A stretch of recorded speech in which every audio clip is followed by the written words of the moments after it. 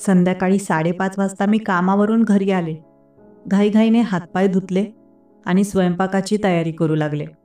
बटाट्याची भाजी बनवायला घेतली, पण फोडणी द्यायला गेले तर पाहिलं की जिरे आणि मोहरी संपली आहे. त्यामुळे परत गॅस बंद केला आणि कॉलनीतल्या वाण्याच्या दुकानाकडे गेले. अहो दादा, मला 100 ग्रॅम मोहरी आणि 100 ग्रॅम जिरं द्या, मी त्याला म्हणाले. त्याने माझ्याकडे कटाक्ष टाकला आणि म्हणाला, लतिकाबाई, माफ करा, पण आधीच तुमची उधारी खूप बाकी आहे. ती जमा केल्यानंतरच मी तुम्हाला सामान देऊ शकतो. अहो, एवढ्यासाठी तरी द्या. पुढच्या हप्त्यात माझा पगार होईल तेव्हा मी तुमची पूर्ण उधारी फेडेन. मी विनवले, आत्ताच स्वयंपाक करायचा आहे हो, आणि नेमकं हेच सामान नाहीये. नाही समजत का तुम्हाला मी काय सांगतोय? तो थोडा कठोरपणे म्हणाला, तुम्ही आधी उधारी फेडा आणि मग सामान घ्या. अहो, कृपया करून माझी परिस्थिती समजून घ्या. मी अजून विनवले, बाई, तुमची परिस्थिती समजून घेऊन माझंच नुकसान होणार आहे. बाई, मी इथे फुकट वाटायला बसलो नाहीये. पैसे असतील तर घ्या, नाहीतर चालते वा. त्याचे बोलणे ऐकून वाईट वाटले, पण काहीही न बोलता तशीच घरी परतले. तशीच विना जिरं आणि मोहरीची बटाट्याच्या भाजीला फोडणी दिली. काय करणार, शेवटी काहीतरी बनवणं गरजेचं होतं. माझी नित्या बाहेर खेळत होती, म्हणून मी दरवाजात जाऊन आवाज दिला, हे नित्या, हे जेवायला चल बाळा. काही वेळातच नित्या धावत आली आणि मला बिलगली, चल बाळा, भूक लागली ना तुला? मी हसून विचारलं, होय, खूप भूक लागली आहे. ती म्हणाली. मी तिला घेऊन घरात आले आणि आम्ही दोघी मायलेकी जेवायला बसलो. मी तिला बटाट्याची भाजी वाढली. 1-2 घास खाल्ल्यानंतर नित्या म्हणाली, आई, ही भाजी अशी का लागते? आधी तू किती छान बनवायचीस, पण आज अशी का झाली?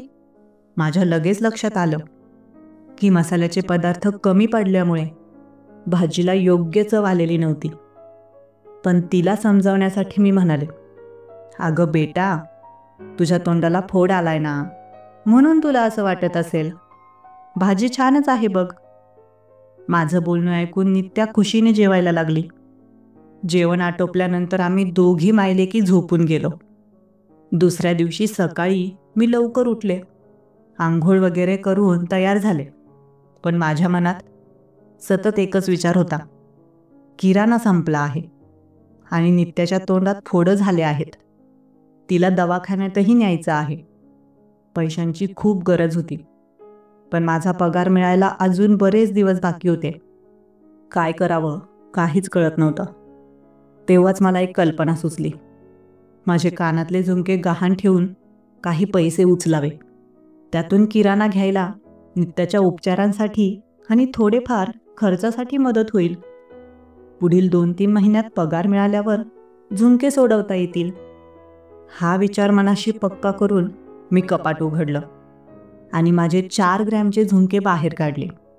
मी नित्याला म्हणाले, बाळा, तू घरातच खेळ, कुठे जाऊ नकोस, मी बाहेरून येते. हो आई, ती म्हणाली आणि मी सांगितलेलं ऐकून गुपचूप राहिली.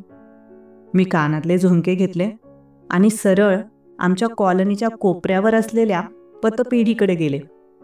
तिथे असलेल्या त्या बाईंना सांगितलं, मला हे झुमके गहाण ठेवायचे आहेत. त्यांनी मला एक फॉर्म दिला आणि तो भरून जमा करायला सांगितला. फॉर्म भरून झाल्यावर मला पैसे मिळणार होते. मी बाजूच्या खुर्चीवर बसून तो फॉर्म भरत होते. तेवढ्यातच एक आवाज आला, अहो काय झालं, कसला फॉर्म भरत आहात? मी समोर पाहिलं तर माझ्या नवऱ्याचा मित्र श्रीकांत उभा होता. त्याला पाहून तर मी दचकलेच. मी काही न बोलता शांत राहिले. तो माझ्या थोडा जवळ आला आणि माझ्या हातातला फॉर्म वाचू लागला. त्याला कदाचित समजलं असावं की काय.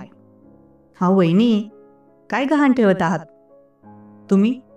काही नाही, ही माझ्या कानातले. पण कशासाठी? अहो काही नाही, असंच, घरात थोडी अडचण आहे ना, त्यामुळे. तेव्हाच श्रीकांत म्हणाला, अहो मग अडचण आहे तर असं सोनं गहाण कशाला ठेवताय? मला सांगायचं ना, मी मदत केली असती. अहो नको, तुम्ही इतकं बोललात, तुमचे खूप आभार बघा. नाही वहिनी, मी खरंच सांगतोय. ठेवा हा फॉर्म, चला घरी. हे बघा, मी पैसे काढायला चालू आहे. थोडे जास्तीचे काढतो आणि काही तुम्हालाही देतो. तुमचं काम करून घ्या आणि झालं की परत करा मला. चालेल ना? मी मात्र त्याच्याकडून पैसे घ्यायला मागे पुढे करत होते, पण त्याने आग्रह केला. त्यामुळे मला त्याला हो म्हणावं लागलं. श्रीकांतने बँकेमधून पैसे काढले. मी तिथेच खुर्चीवर बसले होते. तो माझ्याकडे आला. त्याने काही पैसे त्याच्या बॅगेत ठेवले आणि त्याच्यामधून काही नोटांचे बंडल माझ्या हातात दिले. अहो नको, खरंच. वहिनी घ्या ना, तुम्ही घ्या हो. 20,000 रुपये आहेत, होईल ना? एवढ्यात मी बोलले. एवढे तर मला लागतच नव्हते. कमी असले तरी चालेल. अहो वहिनी, ठेवा, तुमचं काम भागवा. काम झालं की वापस करा. श्रीकांतने 20,000 रुपये माझ्या हातात ठेवले. खरं तर मला पैशांची गरजच होती. त्यामुळे मी ते पैसे ठेवून घेतले आणि श्रीकांतला धन्यवाद म्हणाले. आम्ही दोघं आता बँकेच्या बाहेर आलो. श्रीकांतने त्याची मोटरसायकल सुरू केली आणि मला मान हलवून येतो असं इशाऱ्याने सांगून पुढं निघाला. मीही माझ्या घराकडे निघू लागले. तेव्हाच श्रीकांतला काहीतरी वाटलं.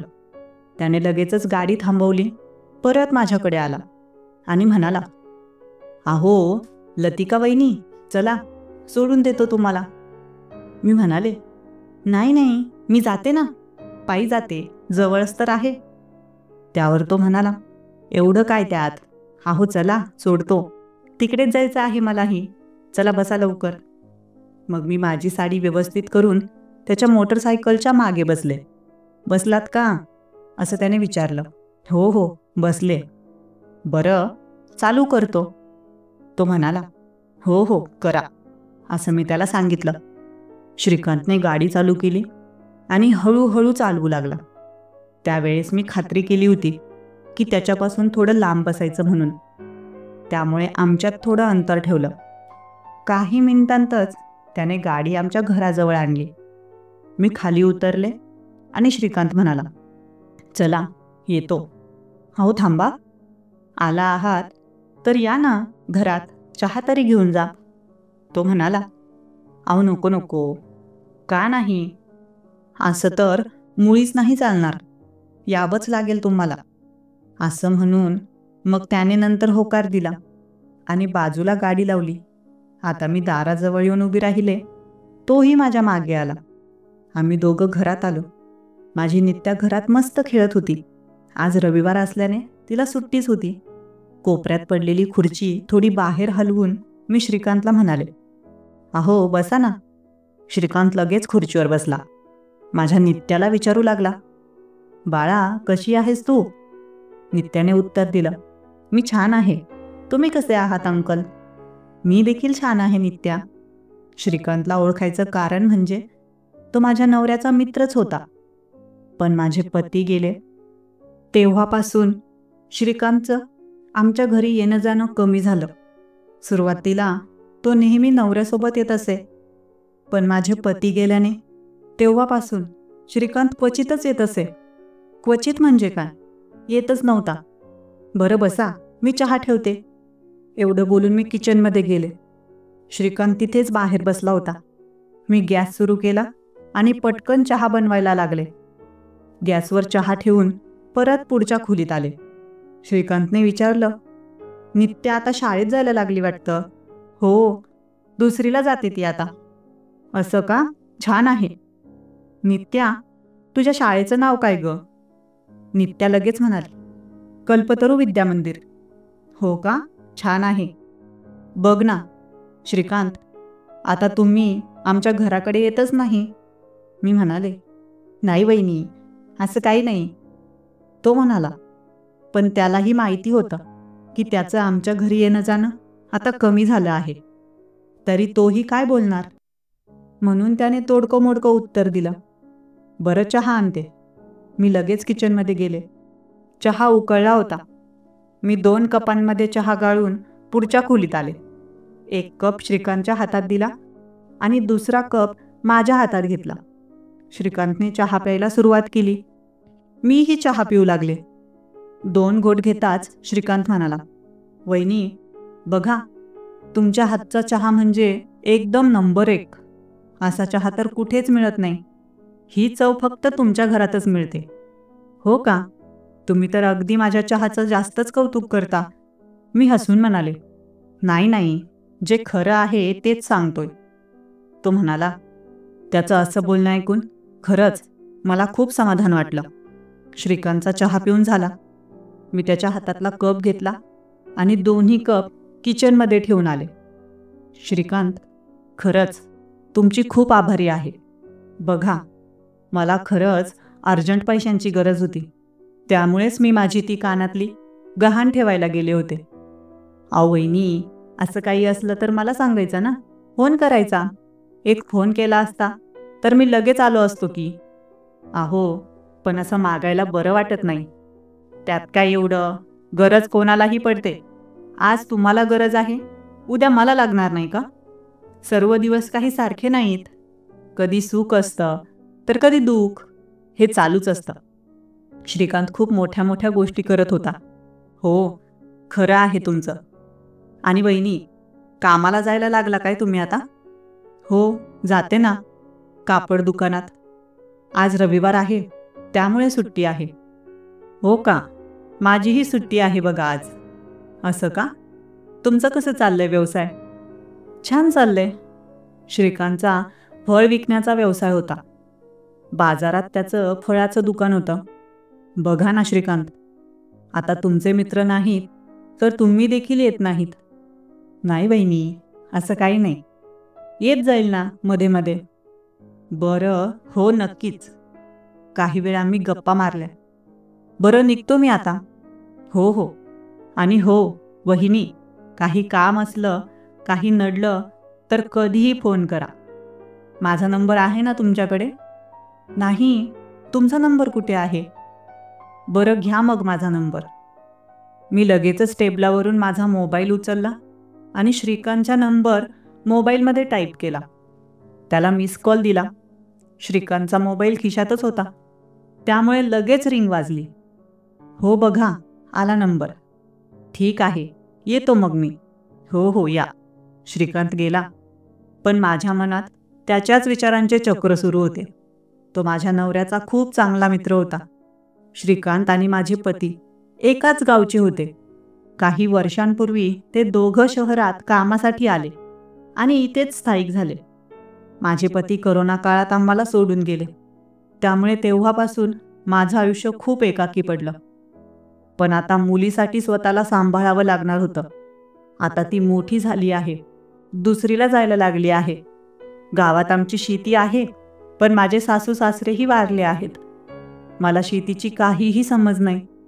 त्यामुळे मी ती माझ्या जावांकडे कसण्यासाठी देऊन टाकली आहे. तो गेल्यानंतर मी लगेचच त्याने दिलेले 20,000 रुपये काढले. त्यातून काही पैसे घेतले आणि वाण्याच्या दुकानावर जाऊन काही सामानही घेतलं. त्याची सर्व उधारीही भरून टाकली. आज सुट्टी असल्यामुळे दुपारी मस्त आराम केला. संध्याकाळी फ्रेश होऊन बाहेर चक्कर मारून आले. मी नीतूला घेऊन गार्डनमध्येही गेले होते. रात्री 10च्या सुमारास सर्व आवरून पलंगावर जाऊन झोपले. नित्या केव्हाच झोपली होती. दमल्यामुळे मी मोबाईल चार्जिंगला लावून झोपायला गेले. अचानक मोबाईलमध्ये टुंग टुंग असा मेसेज येण्याचा आवाज झाला. अरे बापरे, एवढ्या रात्री कुणी मेसेज केला असेल? मी पटकन उठले. पलंगावरून मोबाईल घेतला आणि परत पलंगावर येऊन लोळले. व्हॉट्सॲप उघडून पाहिलं तर श्रीकांतचे मेसेज आले होते. त्याने काही जोक्स पाठवले होते आणि खाली विचारलं होतं, "झालं का जेवण?" मीही त्याला रिप्लाय केला, "होय, माझं जेवण झालं. तुमचं झालं का?" त्यानेही लगेच उत्तर दिलं, "होय, माझं जेवण झालं आहे." त्यानंतर मी वाट पाहू लागले की तो काही मेसेज करेल, पण त्याने काहीच मेसेज केला नाही. मग मीही काही मेसेज न करता तसाच फोन बाजूला ठेवला आणि झोपून गेले. दुसऱ्या दिवशी सर्व काही आवरून मी नित्याला घेऊन कामावर जायला निघाले. मी नित्याला तिच्या टीचरकडे सोडत असे. ती तिची ट्युशन 11:30 वाजेपर्यंत घेत असे आणि त्यानंतर तीच टीचर नित्याला शाळेत सोडत असे. त्यामुळे मी संध्याकाळी 5 वाजता परत येताना तिला सोबत घरी आणत असे. आता रोजचा हा दिनक्रम असाच चालू होता. पण संध्याकाळी कधीकधी जेवण झाल्यावर झोपायच्या वेळी मला माझ्या नवऱ्याची खूप आठवण येत असे. त्याचं बोलणं, त्याची मस्करी, प्रेमाने जवळ घेणं, या सगळ्या आठवणी मनात फेर धरायच्या. कधीकधी तर नवऱ्याची आठवण आली की डोळ्यात पाणीही येत असे. पण काय करणार, कोणाला सांगणार? शेवटी स्वतःलाच समजवायचं, नित्याला जवळ घ्यायचं, तिच्या भविष्याबद्दल विचार करत झोपून जायचं. नेहमीसारखं मी माझ्या कामावर गेले होते. मी एका कापड दुकानात काम करत होते. तिथे माझ्यासारख्या काही बायका होत्या, काही मुली होत्या आणि काही मुलंही होते. पण एक मुलगा मात्र सारखा माझ्याकडे बघत राहायचा. अधूनमधून तो माझ्याशी बोलण्याचाही प्रयत्न करायचा. कधीकधी तर दुकानात इकडे तिकडे चालताना मुद्दामच तो माझ्या अंगाला स्पर्श करायचा. त्याचं हे वागणं मला अजिबात आवडत नसे. त्याचं नाव रवी होतं. दुकानात 2 बाया साडी खरेदी करण्यासाठी आल्या होत्या. दुकान मालकाने मला सांगितलं, लतिका, त्यांना वरती घेऊन जा आणि चांगल्या साड्या दाखवा. मग मी त्या दोघींना घेऊन वरच्या मजल्यावर गेले आणि त्यांना साड्या दाखवू लागले. काही वेळाने रवी देखील तिथे आला. मी विचारलं, काय झालं, वर का आलास? तो म्हणाला, मालकाने पाठवलंय, काही मदत लागली तर करायला. मी त्याच्याकडे पाहिलंही नाही आणि काही बोललेही नाही आणि त्या बायकांना साड्या दाखवू लागले. बराच वेळ साड्या दाखवल्यानंतर त्यांना त्याच्यातून 2 साड्या आवडल्या. त्यांनी त्या खरेदी केल्या आणि मी त्यांना खाली पाठवलं. रवी मात्र तिथेच थांबला. आता मी पडलेल्या साड्यांच्या घड्या करू लागले. रवीही तिथे आला आणि तोही घड्या करू लागला. तो म्हणाला, बायका खूपच बोर करतात. एक साडी घ्यायची असते पण 100 साड्या उपसायला लावतात. बघ, आता एवढ्या साड्यांच्या घड्या आपल्यालाच कराव्या लागतील. मी म्हणाले, हो मग, आपलं कामच आहे ते. मी तिथे उभी राहून घड्या घालत होते. रवीही तिथेच होता. त्याने 2-4 साड्यांच्या घड्या केल्या आणि त्या उचलून खोक्यात ठेवू लागला. साड्यांचा गठ्ठा खोक्यात ठेवून तो परत माझ्या दिशेने येत होता. तो येताना त्याचा हात मुद्दामच माझ्या मागच्या बाजूला कमरेच्या खाली लागला. मला वाटलं चुकून लागला असेल म्हणून मी दुर्लक्ष केलं. पण काही वेळानंतर त्याने तीच कृती पुन्हा केली. यावेळी मात्र त्याने अधिक जोराने माझ्या शरीराच्या मागच्या बाजूला कमरेच्या खाली हात दाबला. आता मात्र मला त्याचं वागणं सहन झालं नाही. माझा संताप अनावर झाला आणि मी रागाने त्याच्याकडे बघत म्हणाले, काय रे, बावळटपणा करतोस? कळत नाही का तुला? असे फालतूपणा मला अजिबात आवडत नाही. तुला काय वाटलं, मी गप्प आहे म्हणून तुझी हिंमत वाटते का? त्यावर तो लगेच म्हणाला, अहो नाही, मी फक्त मस्करी केली. मी अधिक संतापाने म्हणाले, मस्करी अशी करतात का? मस्करी करण्याची पण काही पद्धत असते. हे बघ, मी तुला एका शब्दात स्पष्ट सांगते, तुला जे वाटतंय मी तशा प्रकारची बाई नाही. त्यामुळे माझ्याबद्दल काही गैरसमज असतील तर ते आत्ताच्या आत्ताच काढून टाक, नाहीतर मी 4 लोकांमध्ये तुझ्या कानाखाली देईन. तेव्हा तुला तुझी अक्कल ठिकाणावर येईल. मी खूप संतापाने बोलत होते. त्यामुळे माझा आवाज मोठा झाला आणि खाली असलेल्या लोकांनाही तो ऐकू गेला. दुकान मालकही वर आला. मालकाने विचारलं, काय झालं लतिका? मी घडलेला संपूर्ण प्रकार त्यांना सांगितला. तेव्हा मालकही संतापले आणि रवीला खडे बोल सुनावले. तो मुलगाही खूप घाबरला होता. म्हणून मी मालकांना म्हणाले, जाऊ द्या सर, झाली असेल त्याच्याकडून चूक. मालक म्हणाले, लतिका, तू खूप मोठ्या मनाची आहेस. तू बोलतेस तर चल, माफ करून टाकतो या मुलाला. मग तो विषय आम्ही तिथेच संपवला. पण त्यानंतर त्या मुलाचं वागणं माझ्यासोबत पूर्ण बदललं. तो आता माझ्याकडे पाहायलाही 4दा विचार करायचा. आणि अशा प्रकारचं वागणं तर त्याने पूर्णपणे सोडलंच. त्यामुळे मलाही त्याच्यापासून सुटका मिळाली होती. कामावर बाकी सगळे लोक चांगले होते. सर्वजण खूप चांगल्या स्वभावाचे होते. एका संध्याकाळी काम संपवून मी घरी जात होते. वाटेत मी नित्याला शाळेतून घेतलं. काही भाज्या घ्यायच्या होत्या म्हणून आम्ही बाजारात गेलो. संध्याकाळची वेळ असल्यामुळे बाजारात प्रचंड गर्दी होती. एवढ्या गाड्या होत्या की पाय ठेवायलाही जागा नव्हती. मी नित्याचा हात घट्ट धरून कसाबसा रस्ता काढत पुढे गेले. काही भाज्या घेतल्यानंतर मी ठरवलं की गर्दीच्या रस्त्याने न जाता दुसऱ्या रस्त्याने घरी जावं. त्या रस्त्यावर श्रीकांतचं फळाचं दुकान होतं, लिंबाच्या झाडाखाली. जशी मी त्या लिंबाच्या झाडाजवळ पोहोचले तशी माझी नजर आपोआप श्रीकांतच्या दुकानाकडे गेली. त्याचं दुकान फळांनी भरलेलं होतं.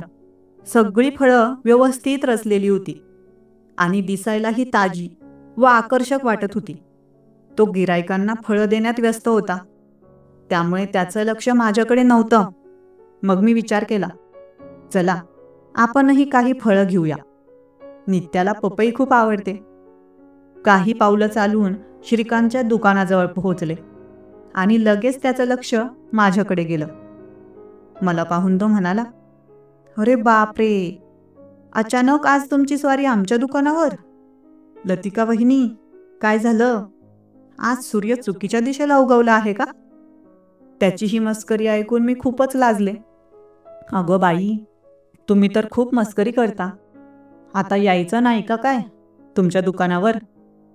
म्हणून मुद्दाम तुम्ही माझी अशी खेचत आहात? अहो खरं सांगतोय, मला तर आठवत नाही की तुम्ही माझ्या दुकानावर कधी आलात, म्हणून बोललो. बरं ते जाऊ द्या, काय घ्यायचं आणि कसे आहात तुम्ही? मी खूप छान आहे. हो का बहिणी? असायलाच पाहिजे. बरं काय घ्यायचं तुम्हाला बोला. तेव्हा नित्याने तिचं बोट पपईच्या फळाकडे दाखवलं. बरं बरं, पपई हवी आहे का? श्रीकांतने मस्तपैकी एक मोठी पपई काढून माझ्याकडे दिली. मी ती पपई घेतली आणि पिशवीत ठेवली. तेवढ्यात श्रीकांतने एक सफरचंद कापलं आणि ते कापलेलं सफरचंद नित्याच्या हातात दिलं. ती घेत नव्हती, पण श्रीकांत म्हणाला, अरे बाळा घे. तेव्हा नित्याने ते सफरचंद श्रीकांतच्या हातातून घेतलं आणि खायला लागली. बरं किती झाले ह्या पपईचे? अहो लतिका वहिनी, राहू द्या, काही नाही. नित्यासाठी दिली मी ती. काही पैसे द्यायची आवश्यकता नाही. नाही हो, असं कुठे चालतं का? नाही, असू द्या. अजून काही घ्यायचं आहे का? त्याने एक पिशवीत 10-12 सफरचंद टाकले आणि माझ्याकडे दिले. मी म्हटलं, अहो नको, कशाला? अहो मी ते नित्यासाठी देत आहे. पण तेवढ्यात मला श्रीकांतने दिलेल्या 20,000 रुपयांची आठवण झाली. मी लगेच श्रीकांतला म्हणाले, अहो तुमचे ते पैसे मी पुढच्या महिन्यात परत करेन. तुम्हाला चालेल ना? हो लतिका, काही अर्जंट नाही. अजून 4 महिन्यांनी दिले तरी काही वाद नाही. हो का श्रीकांत? खरंच खूप आभार तुमचे. अहो काय, आता असं परत परत बोलून मला तुम्ही लाजवू नका बरं का? बरं, नाही बोलत. सॉरी श्रीकांत. अधूनमधून काही गिराईकही होते, पण मी मात्र तिथेच श्रीकांतसोबत बोलत उभी राहिले. बोलता बोलता मी त्याला विचारलं, मग श्रीकांत, लग्न कधी करणार आहेस? लवकर कर, पण मला नक्की बोलव बाबा तुझ्या लग्नाला. तो हसून म्हणाला, हो हो नक्कीच. आणि हो, काही मुलगी वगैरे बघणं चालू आहे की नाही? हो, गेलो होतो मागच्या महिन्यात मुलगी बघायला. पण काय, सगळे लोक सरकारी नोकरी मागतात.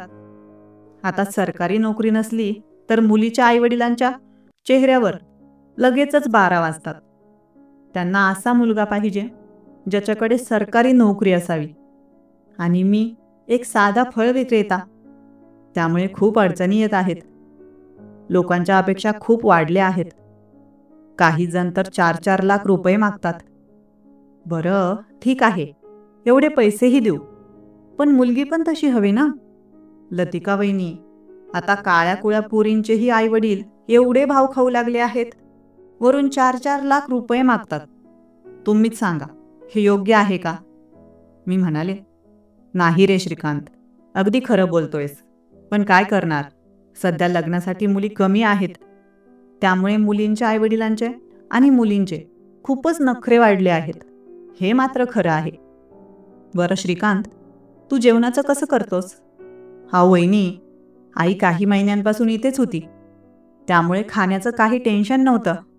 पण मागच्या आठवड्यातच ती गावाला गेली, त्यामुळे परत मेस लावली. हो का? जमतं का मेसचं जेवण? हो मग काय, आता सवय झाली आहे मला. असं आहे का? पण लग्न लवकर कर, म्हणजे मेसचं जेवण खायची गरजच पडणार नाही तुला. हो हो, तुम्ही आता माझी मजा घ्या, तो हसत म्हणाला. हा हो, असंच बोलते. बरं जाऊ दे ते. एखाद्या दिवशी आमच्या घरी या ना जेवणासाठी. मला माहिती आहे तुम्हाला पनीर मसाला आवडतो. तुमचे मित्र गणेश होते तेव्हा मात्र तुम्ही नेहमी यायचात आणि बळजबरीने मला पनीर मसाला बनवायला लावत होतात. आता नाही आवडत काय तुम्हाला पनीर मसाला? नाही, तसं काही नाही. आवडतो ना, आताही आवडतो. मग या एखाद्या दिवशी वेळ काढून. हो नक्कीच येतो. श्रीकांत आणि मी काही वेळ तिथे बोलत राहिलो.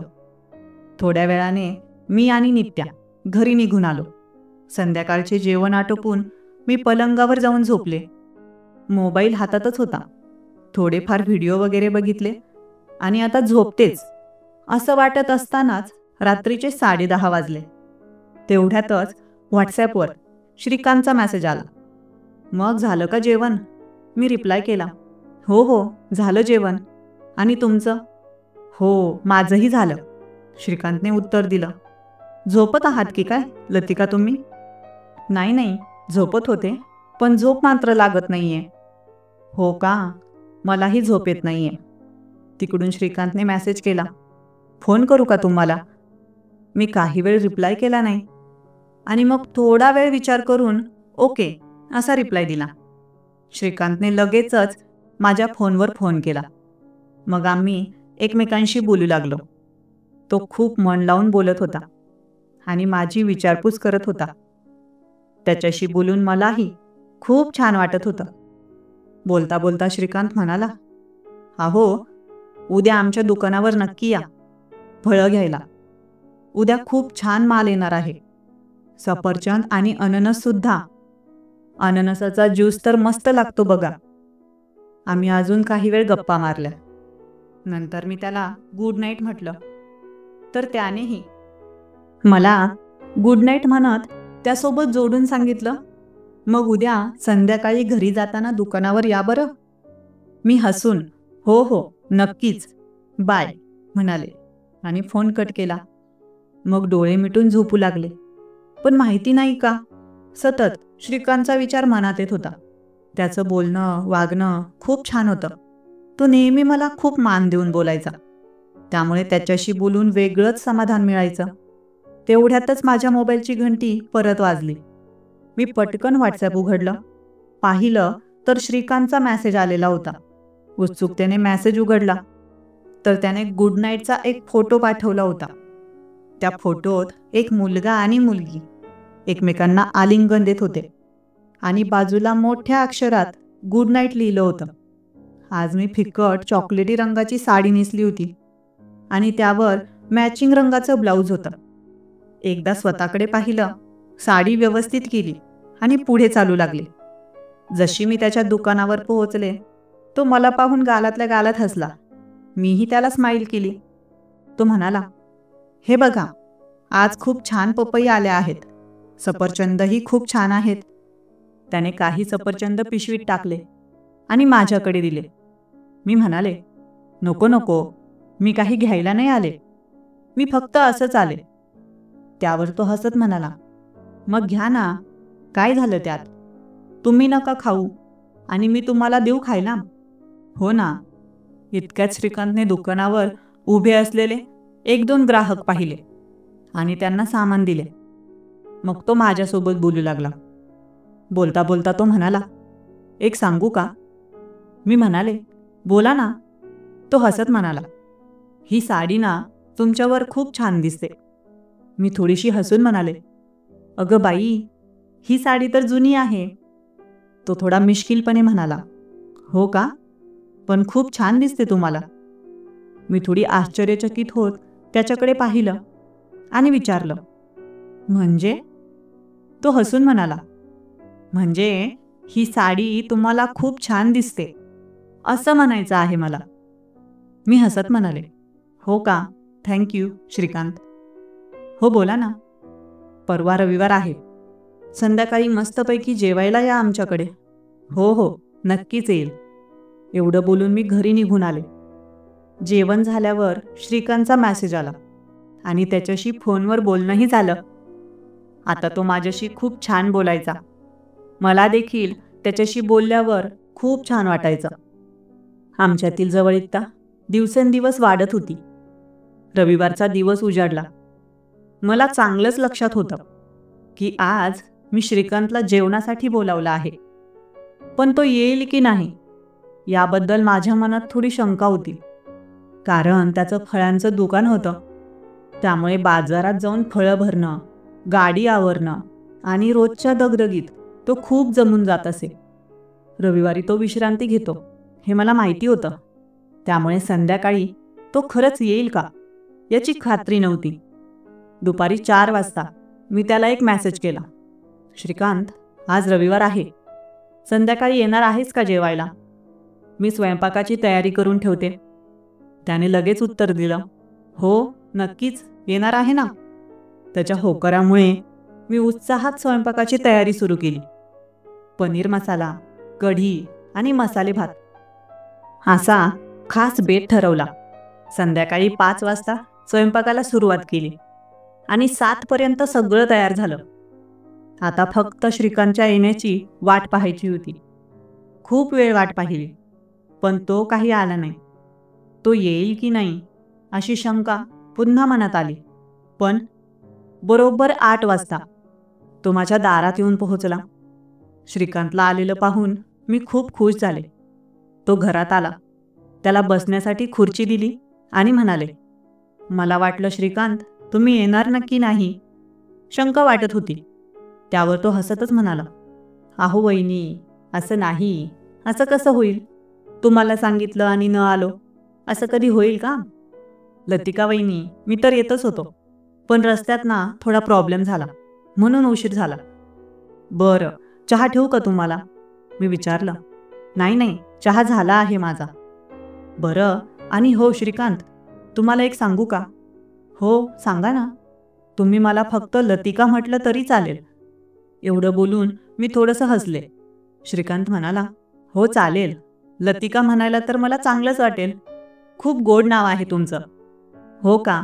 थँक्यू. मी लाजतच म्हणाले. बरं चला मग जेवायला बसूयात.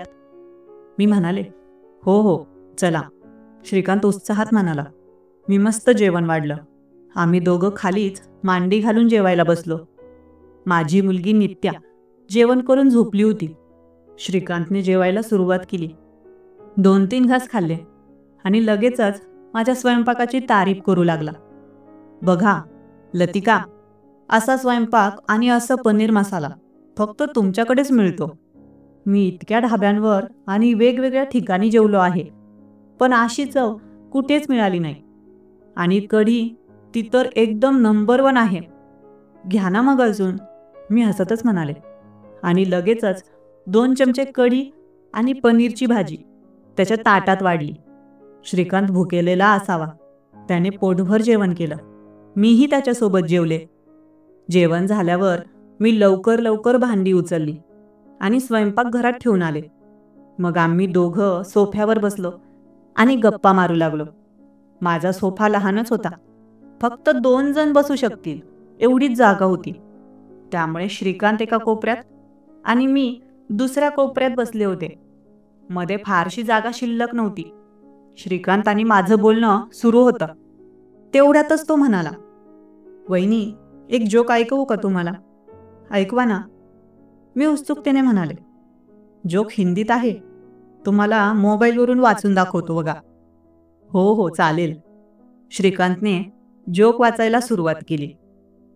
पति फोन पर पत्नी से, तुम बहुत प्यारी हो.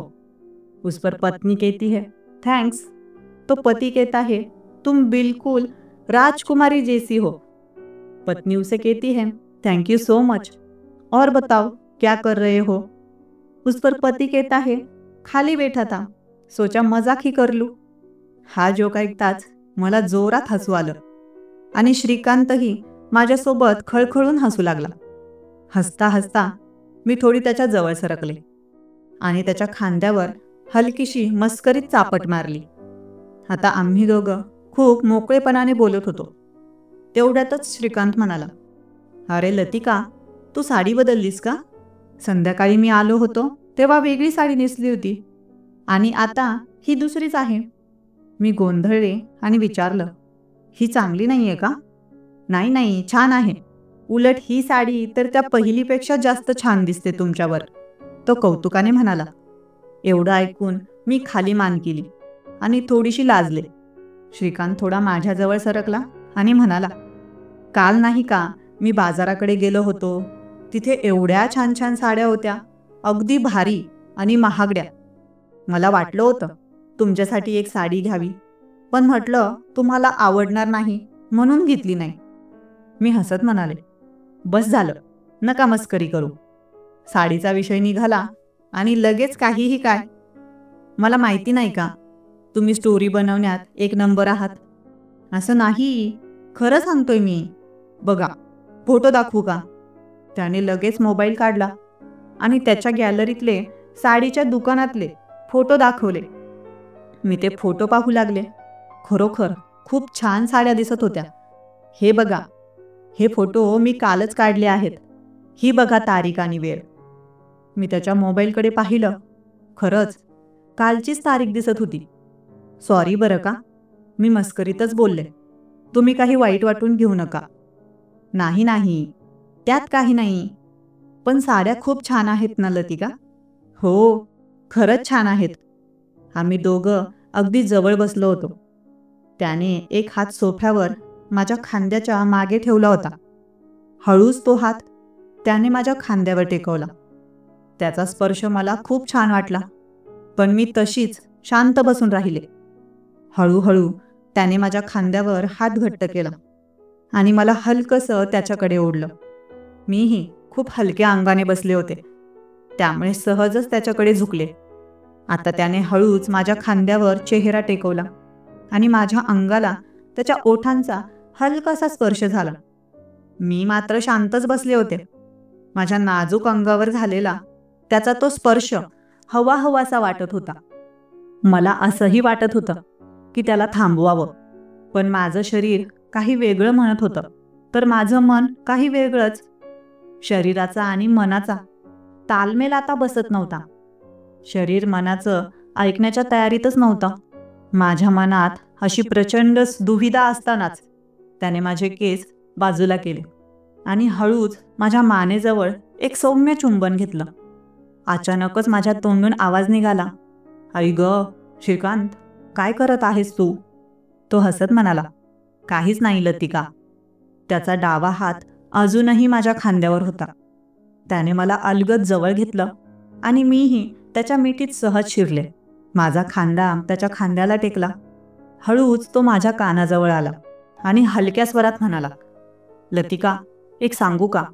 हो, सांगा ना, मी हलकासा श्वास घेत म्हणाले. त्याचा चेहरा थोडा मागे करत तो अगदी माझ्या डोळ्यांमध्ये बघत म्हणाला, खरं सांगू का? तू मला खूप आवडतेस. खूप सुंदर आहेस तू. असं वाटतं की तुला पाहतच राहावं.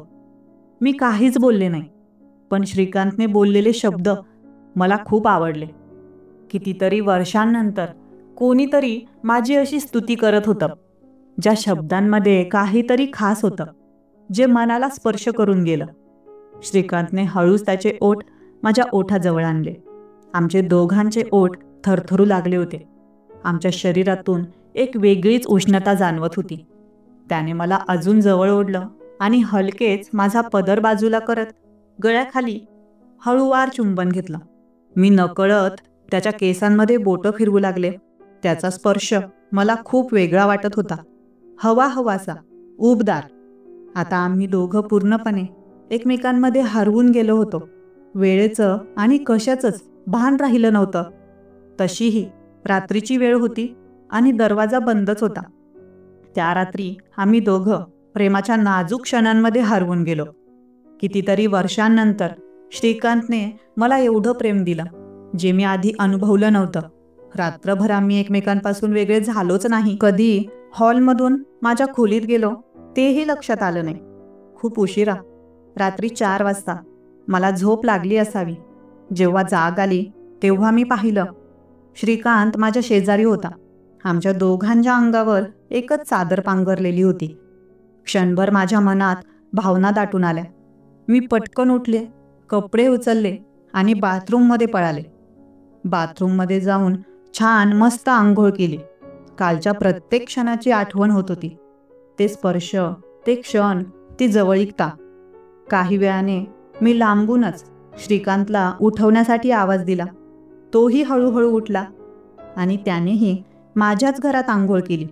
पण आता मात्र आम्ही दोघं एकमेकांकडे पाहण्याचं टाळत होतो. मला त्याच्याकडे पाहताना खूप लाज वाटत होती आणि तोही शरमला असावा. कदाचित. आंघोळ झाल्यानंतर मी आमच्यासाठी चहा ठेवला. श्रीकांत पुढच्या रूममध्ये टीव्ही चालू करून बसला होता. मी त्याच्याकडे चहा दिला. आम्ही दोघं शांतपणे चहा पिऊ लागलो. चहा पिल्यानंतर श्रीकांत अचानक म्हणाला, मी येतो आता, निघायला हवं मला. मी फक्त हो एवढंच बोलले. तो उठला आणि दाराकडे निघाला. मीही दारात उभी राहिले. त्याने गाडी चालू केली आणि जाताना एकदा माझ्याकडे पाहून हलकसं हसला. त्याने हात हलवत मला बाय केलं आणि निघून गेला. श्रीकांत गेला, पण माझ्या मनात कालच्या आठवणींचं काहूर माजलं. मी जे काही केलं ते योग्य होतं का? श्रीकांत खूप चांगला मुलगा आहे, पण मी माझ्या मर्यादेमध्ये राहायला हवं होतं. काल मी माझं भान हरपले आणि मर्यादा ओलांडल्या. आता मात्र या सगळ्याचा मला पश्चाताप होत होता. कालचे ते क्षण मनातून जाईनात. 3-4 दिवस झाले, पण श्रीकांतने मला ना फोन केला ना मेसेज. तो काय विचार करत असेल? त्याला त्याबद्दल काही वाटलं असेल का? तोही अस्वस्थ असेल का? की फक्त मीच? आणखी एक भीती मनाला सतावू लागली. श्रीकांत आमच्याच गावाचा होता आणि गावात त्याची चांगली ओळख होती. तो जर गावात कुणाला काही सांगेल तर, लोकांना कळलं तर माझी बदनामी तर होणार नाही ना? हे विचार मनात येत होते, पण काहीच करू शकत नव्हते. मन गोंधळलेलं होतं, पण मनात कुठेतरी वाटत होतं की तो खूप चांगला आहे आणि माझ्याबद्दल देखील त्याच्या मनामध्ये चांगलेच विचार आहेत. पण तरी देखील माझं कामावर लक्ष लागत नव्हतं. कामाच्या ठिकाणी छोट्या मोठ्या चुका माझ्याकडून होऊ लागल्या. माझं मन सतत भूतकाळात अडकून पडलं होतं. दुपारी बरोबर 3 वाजता अचानक माझा फोन वाजला. मी मोबाईल काढून पाहिलं तर श्रीकांतचा कॉल होता. मी घाईघाईने कॉल उचलला. हॅलो. तिकडूनही हळू आवाजात हॅलो आलं. तो श्रीकांत होता. मी म्हणाले, बोल ना श्रीकांत, काय झालं? तो थोडासा संकोचात म्हणाला, लतिका, काय झालं? तू फोनच केला नाहीस. मी तुझ्या फोनची वाट पाहत होतो. मी आश्चर्याने म्हणाले, अरे मग तू तरी फोन का नाही केला? त्यावर तो हसत म्हणाला, मीच तर केलाय ना फोन. हो, पण एवढ्या दिवसांनी? काय झालं होतं एवढे दिवस? काही नाही, असंच. तो काहीतरी सांगायचं टाळत होता, पण त्याच क्षणी फोन अचानक कट झाला. मी पटकन माझ्या मोबाईलच्या स्क्रीनकडे पाहिलं तर नेटवर्क गेलं होतं. त्यामुळेच कॉल कट झाला होता. त्यानंतर मी माझ्या कामात लक्ष घालायचा प्रयत्न केला, पण माझं मन सारखं श्रीकांतच्या विचारातच गुंतून पडलं होतं. त्याच दिवशी संध्याकाळी मी माझ्या मुलीला घेऊन घरी आले. 6 वाजले असतील. चहा वगैरे झाला होता आणि अचानकच माझ्या दारात श्रीकांत उभा राहिलेला पाहून मी थोडी दचकले. त्याला आत येण्यासाठी सांगितलं. तो सरळ खुर्चीवर येऊन बसला. तो काही जास्त बोलत नव्हता. मीही गप्प होते. मी त्याच्यासाठी चहा आणून दिला. तेव्हा अचानक श्रीकांतचा कंठ फुटला आणि श्रीकांत म्हणाला, लतिका, सॉरी. त्या दिवशी कदाचित आपल्यामध्ये जे काही घडलं, जर तुला त्याबद्दल वाईट वाटलं असेल तर मी माफी मागतो. मला असं काही जाणून बुजून करायचं नव्हतं. पण तेव्हा मी तुला माझ्या एवढ्या जवळ पाहून स्वतःचं संतुलन गमावलं. पण लतिका, मला तुझ्याबद्दल खूप आदर आहे. आपल्यामध्ये सर्व काही अतिशय वेगळं आहे. त्यामुळे मला चुकीचं समजू नकोस. अरे नाही श्रीकांत, मी असं कधीही म्हणत नाही. तू सगळा दोष स्वतःवर का घेत आहेस? जे काही झालं ते आपल्या दोघांच्या मर्जीने झालं. लतिका, एक सांगू का तुला? खरं सांग ना. तू माझ्यापेक्षा 5 वर्षांनी मोठी आहेस. पण खरं सांगू का, तू मला खूप आवडतेस. तुझा भूतकाळ काही असो, मला तो मान्य आहे. पण आता तुलाही एका साथीदाराची गरज आहे. आणि मलाही तुझ्यासारखीच सुंदर, सुशील आणि कर्तबगार मुलगी पाहिजे. पण माहीत नाही माझ्या नशिबात कोणती मुलगी लिहिलेली आहे. लतिका, पण जर तुझा होकार असेल तर तू थोडा विचार कर आणि तुझा निर्णय मला कळव. अरे श्रीकांत, पण काय कळवू? मी तुला काय सांगू? श्रीकांत, तुला काय म्हणायचं आहे? कृपया थोडं स्पष्ट बोलशील का? लतिका, तू माझ्याशी लग्न करशील का? अरे बापरे, काय बोलतोय श्रीकांत? वेडा झाला की काय? मी एक विधवा आहे आणि मी वयाने तुलनेत मोठी आहे असं मी मनातल्या मनात बोलले. अरे श्रीकांत, पण मी तुझ्यापेक्षा मोठी आहे रे. लतिका, खरं सांगू का, मी अनेक ठिकाणी वाचलं आहे आणि म्हणतात की प्रेमात वय महत्त्वाचं नसतं. एकमेकांचे विचार, एकमेकांवरील विश्वास आणि एकमेकांबद्दलच्या प्रेमाच्या भावना त्या महत्त्वाच्या असतात. मला तर तू खूप जास्त आवडतेस. तुझं काय म्हणणं आहे तू मला सांगू शकतेस. आणि हो, जर तुझा नकार असेल तर काही हरकत नाही. मला काही वाटणार नाही. लतिका, अरे नाही श्रीकांत, तू तर अगदी माझ्या मनासारखं बोलतोयस. पण हा जो निर्णय आहे तो मी एकटी घेऊ शकत नाही. मला माझ्या घरच्यांची, म्हणजे माझ्या आईवडिलांची परवानगी घ्यावी लागेल. श्रीकांत, मी तुला कळवते नंतर लवकरच. हो, ठीक आहे. लतिका, मी वाट पाहीन तुझ्या उत्तराची. श्रीकांत उभा राहिला आणि निघायला लागला. माझ्याने राहवलं नाही. न कळतच मी त्याच्याजवळ गेले. त्याने माझ्या डोळ्यात पाहिलं आणि मी त्याच्या डोळ्यात पाहिलं. अचानक माझे डोळे भरून आले.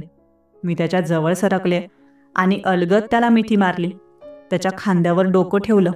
त्याने माझ्या कमरेभोवती त्याचे दोन्ही हात घट्ट आवळले आणि मला त्याच्या मिठीत घेतलं. काही क्षणांनंतर त्याने माझ्या डोळ्यांमध्ये पाहत हळूच माझ्या कपाळावर चुंबन केलं.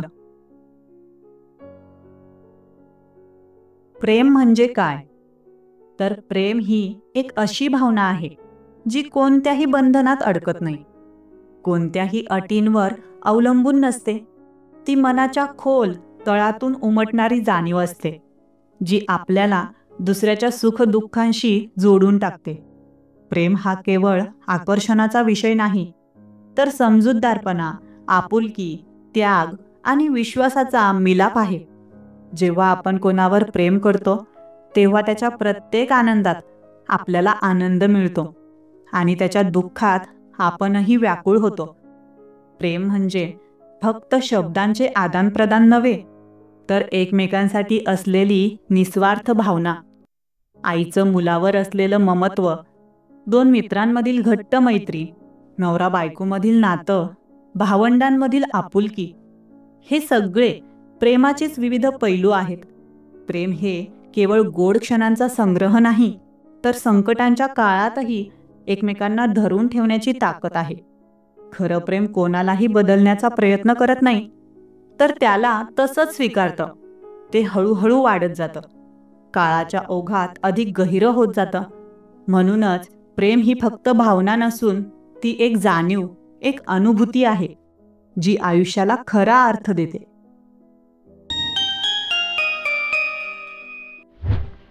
तर मित्रांनो, तुम्हाला माझी ही कहाणी कशी वाटली? मला तुमच्या प्रतिक्रिया नक्की कळवा. आणि हो, आता पुढे जे घडलं ते मी पुढच्या एका नवीन व्हिडिओमध्ये तुम्हाला सांगणार आहे. जर तुम्हाला तो भाग ऐकायचा असेल तर चॅनलला सबस्क्राईब करून ठेवा. सदैव आनंदी रहा. धन्यवाद.